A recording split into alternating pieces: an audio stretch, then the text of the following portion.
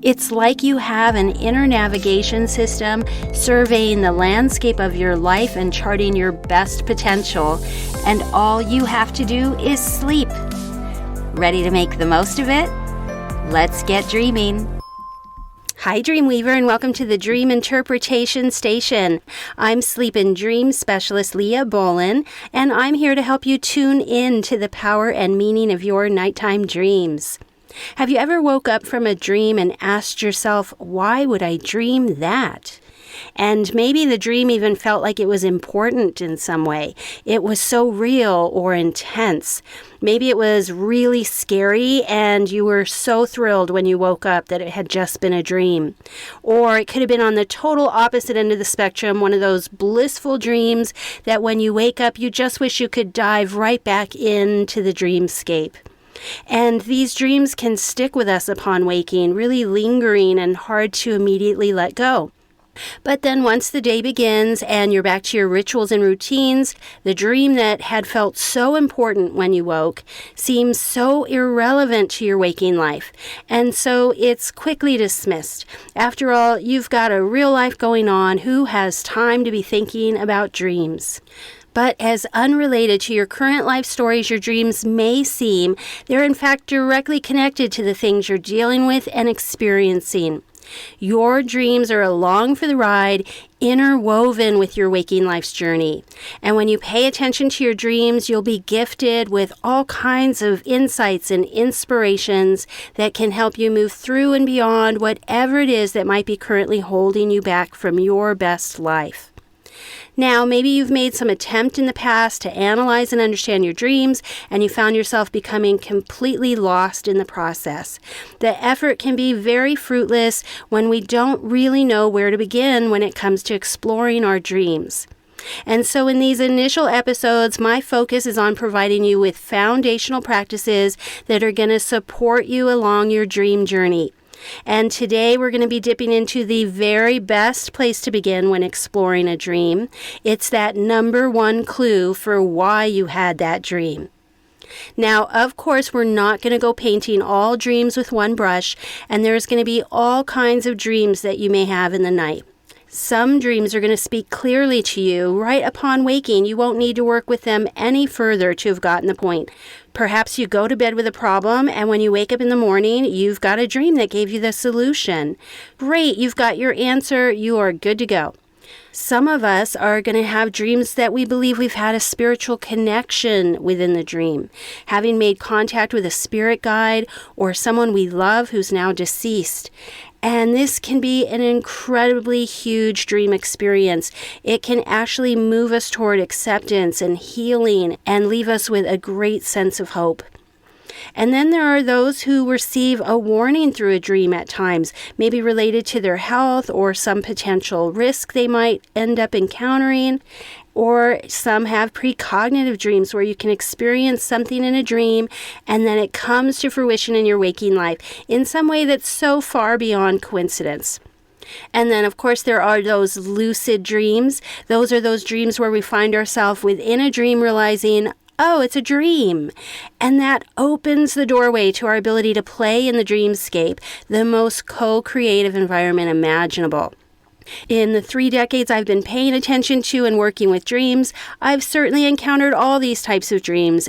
And as we go along this dream journey, I'm going to be sure we touch on and explore the myriad of types of dreams you may encounter as you drift off to sleep. For the majority of the dreams you're going to remember upon waking, however, you're going to find that they are metaphoric and symbolic in nature. These dreams are not to be taken as literal, but they're rich with insights for your life. In these dreams, things are not quite as you'd expect in waking life. Maybe you're going to be living in a home that you've never been in before, one that you only encounter in your dreams. Or perhaps you're with someone from your past, someone you've not seen in a really long time. Or you could end up in a dream with some actor or character you've never even met. You might encounter animals you don't usually interact with. You could jump from one setting to the next in ways you'd never be able to in reality. You could find yourself at different age or in a career or relationship you're not actually in. These types of dreams experiment with ideas in unusual and unexpected ways, and they place you in situations you'd never normally be in. And so you'll probably see little similarity between your dream and your waking life. Dreams of this nature always leave us asking, why did I dream that? And the number one clue to figuring that out is asking yourself, how do you feel in the dream? The late Rosalind Cartwright, the author of The 24-Hour Mind, explained we don't have emotions about our dreams so much as dreams about our emotions. Dream research shows there's a continuity between the emotions of our life and those we find ourselves having within our dreams. And one of the most currently measurable benefits we're receiving from our dreams is this ability they have to help us regulate our emotions. Dreaming's a sort of overnight therapy. It actually helps to take the edge off our painful and negative memories. So now, if you wake from a negative dream and it felt scary or stressful, this may not make a whole lot of sense that somehow this dream is helping you with your emotions. If anything, you might think it hurts them, right? Because here you are having to wake up with a crappy dream memory. So how exactly is that helping regulate emotions? Well, what seems to be the case is if I'm in a waking life situation that I'm feeling a sense of fear, or that it's a threat for me, or that I have some anxiety around it, well, my dream is going to try to help me down-regulate that emotion, because dreams are always seeking balance and wholeness and trying to help us get better at facing whatever's in front of us. So one of the ways it does this is to simply simulate a scenario where I have to get thrown into a situation that's going to bring up a similar type of emotion for me. And it's probably going to be a worst case scenario, much worse than the waking scenario. So I really have to come to the table my very best self to overcome whatever's in front of me. And I may wake with a negative residue from this dream, but the waking situation that I was in, well, I'm going to come back to it with a better ability to handle or cope with those emotions of that situation. It's like, oh, you think this is scary, let's throw you into this situation where you really have to face some fear. And now when you wake up, it's like, oh, thank God it was just a dream. And on some level, that waking situation, it suddenly doesn't feel quite as unachievable or unattainable or unmanageable as it may have when you went to bed. And studies have shown that our dreams are very likely going to prioritize a negative emotion and situation we don't really want to consider or look at. So the more we avoid dealing with a situation in our waking life, the more likely our dreams are going to just keep on going there, so that we're at least doing the work unconsciously. So when you have one of those so-called bad dreams, you can at least be grateful your dreams are helping you get better at facing something you're dealing with in your life. And it's those dream emotions that you were feeling that can be the key to unlocking the mystery of why you had that dream. If you want to understand the reason for your dream, that event in your life that may have its roots in this dream, then you should put your attention first toward understanding how you felt within the dream. While we dream, we're able to deeply connect with emotions. Just think back to a time when you woke from a dream and your body was still affected from what took place. For many of us, we've woke with tears literally streaming down our face from a dream where we were crying. And you can wake certainly with your heart thumping and your body in cold sweats from a scary dream. We've certainly all experienced that. And dreams are also capable of filling us with a type of absolute bliss in a way that carries us through the next day feeling top of the world. Our dream experiences are true experiences, and we can feel it. Let's take a few minutes right now to play with a dream. Feel free to pause for a moment, select a dream from your dream journal, or to think about a dream that you'd like to better understand. Or if you're not ready to do that at this moment, just plan a dream date with yourself to make sure you give this a try really soon. And now bear in mind that your recent dreams are going to be the easiest for you to work with, since you can better recall what was happening around the time that you had your dream. But even if you don't have a recent dream, go ahead and just recall some dream that stuck with you, even if it was from long ago. It's just important that we consider what time in our life it was when we had the dream. And now take a moment to bring your awareness to what was happening in your dream and what was it that it seemed to be about. If yours was a long dream, it can be helpful to zero in on a particular scene that really stuck with you or grabbed your attention to play with this exercise. And now consider, how were you feeling while you were in this dream scene? What words would you really use to describe how it felt to be in your dream? And it's important that we not focus on how we felt about the dream upon waking. That could be very different than how we felt about the dream while we were in the dream. We can project fears or other types of emotions onto a dream after we've woke from it. But for this exercise, we want to place ourselves back into the dream. And how did we feel while we were in the dream? And to really get connected with the emotion, see if you can feel where it is in your body that emotion sits for you. And how familiar is this feeling for you? Do you know this feeling in your body? It can be really helpful also to clarify more about the feeling, like why were you feeling this way in the dream? So if you had one of those dreams where you were back in school and suddenly realizing there is a test today and you never studied for it, well, you might decide that the way you were feeling in this dream was stressed out. But you can take that a step further and really pinpoint, well, why were you feeling stressed out? Such as, well, I was stressed out because I hadn't done any homework and I wasn't feeling ready for a test. Now, let's say that you're not sure you can identify a clear emotion in the dream. If that's the case, then just consider, what was it you were thinking while you were in the dream? What was going on in your mind? Because emotion is simply thought embodied. So when we can't really get clear about what an emotion was for us, we can just zero in on what thoughts were you having in the dream, what was going through your mind as the dream scene was going on. Now, I encourage you to actually write that thought down that you just acknowledged you were thinking, or the words you used to describe how were you feeling in your dream. And go ahead and hit pause if you'd like to really sit with this dream for a few minutes and get connected to what that dream felt like for you, or to really get into what was on your mind while you were having the dream. And so once you've got a sense for how you felt in your dream, the next step is going to be to consider where in your waking life you have a similar emotion or feeling or thought. Set aside all the other details about the dream for just the moment and just think only about the essence of that emotion or thought. Your dream will have been working through, processing, and making connections tied to something you'd recently felt or experienced. Don't get caught up in the other details about the dream just yet, which I know is hard to do. I realize it's the dream story and all that interesting symbology in the dream that we really want to get to figuring out. But as a starting point, you just want to zero in on the emotion from the dream and where you recognize it in your life.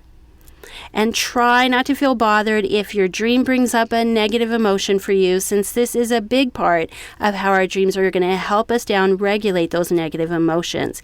And recognize the dreams are going to place us into extremes, and they're going to exaggerate the situations, forcing us to face the worst of it.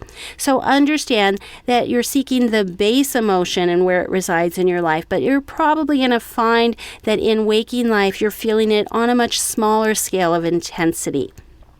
Now, when it comes to negative emotions especially, we can be very good at rejecting or pushing away some of the ways we feel.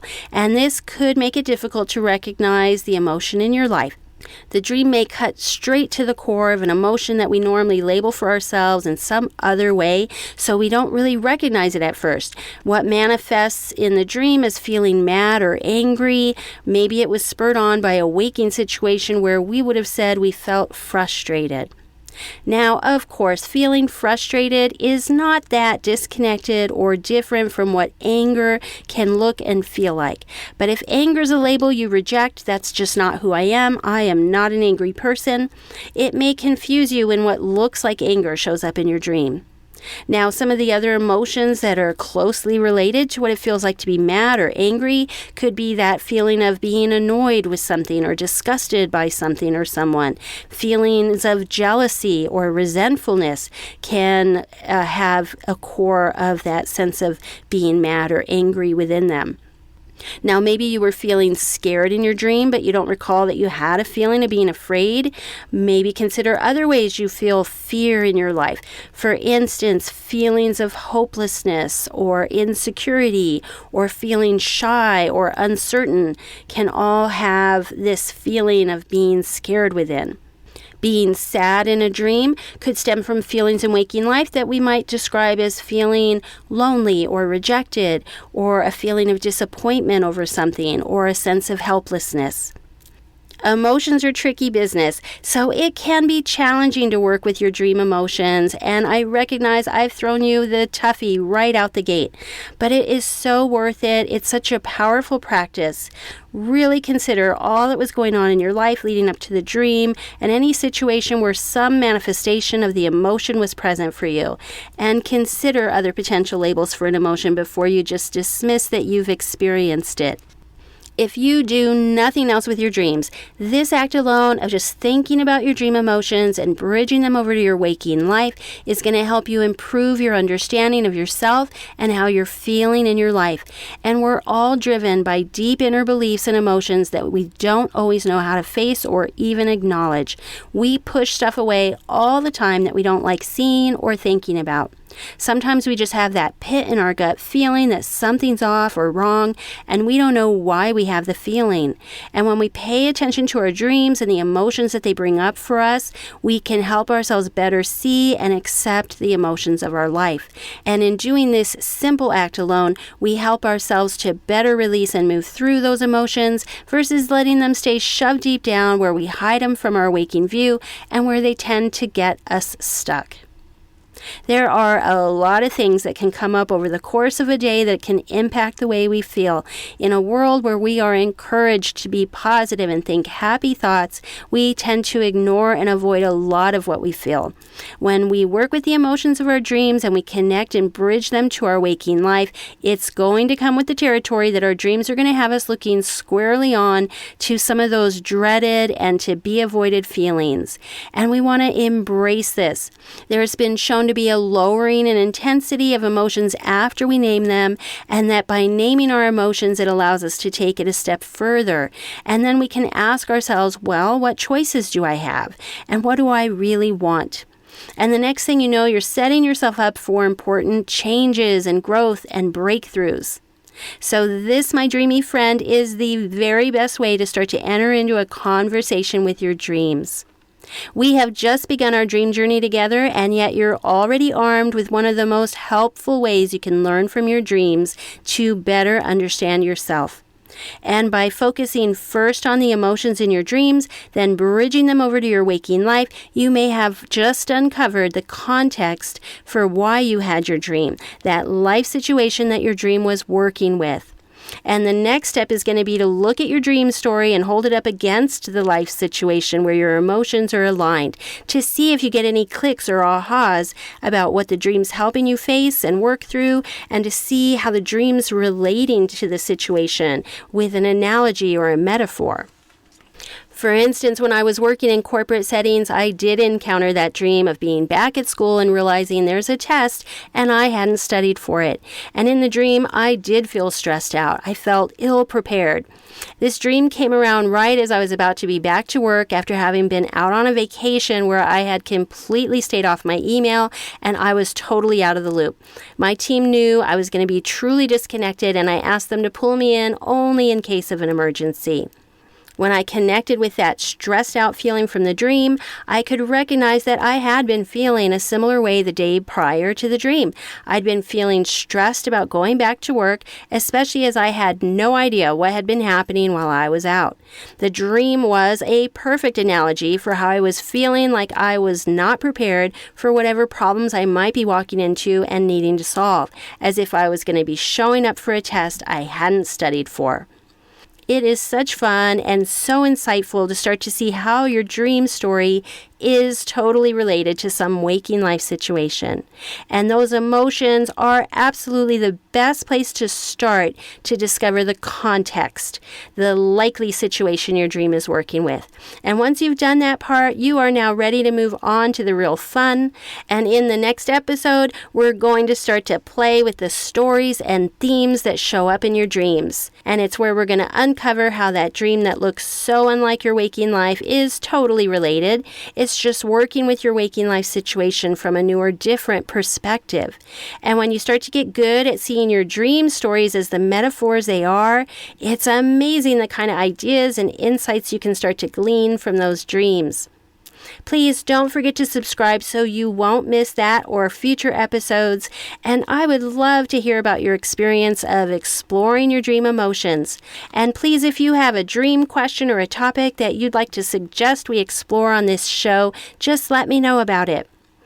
I hope that you're going to start to practice feeling into your dreams and specifically the emotions that they bring, to then bridge that over to your waking life to see where you can relate to those feelings, as this is always the best place to start to pinpoint the story of your life your dream is working with.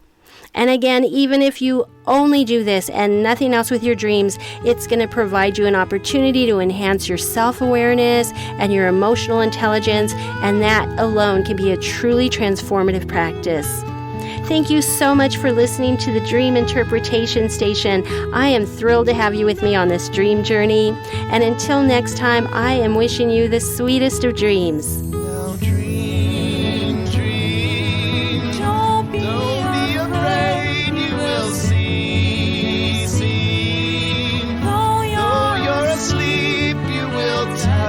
The sky in this life, baby, you'll soar as you dream.